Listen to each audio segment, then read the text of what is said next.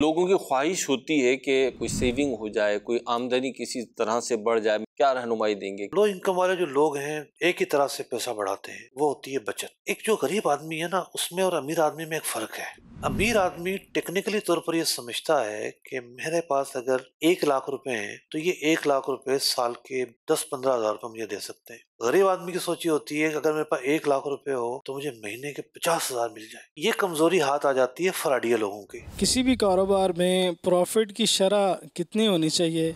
आमतौर पर तो लोग मार्केट को फॉलो करते हैं। कोई ये समझे कि मार्केट में 40% नफा लेके लोग माल बेचते हैं, मैं 10% नफा रख के माल बेचूं, मार्केट में फितना बर्पा हो जाएगा। ज़ख़ीरा अंदोज़ी में किस चीज़ को शामिल कर सकते हैं? आया कि वो मार्केट में आम चीज़ है, उसको हम किस हद तक ज़ख़ीरा अंदोज़ कर सकते हैं?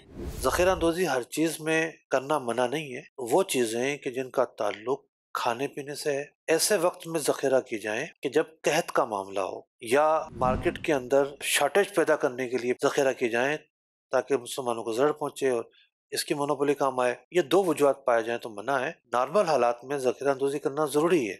देखिए प्रोग्राम अहकाम तिजारत बरोज इतवार मदीना मुनव्वरा में शाम 5 बजे और पाकिस्तान में रात 7 बजे मदनी चैनल पर। सल्लू अला हबीब सल्लल्लाहु तआला अला मुहम्मद। मुझे अपनी और सारी दुनिया के लोगों की इस्लाह की कोशिश करनी है इंशाअल्लाह।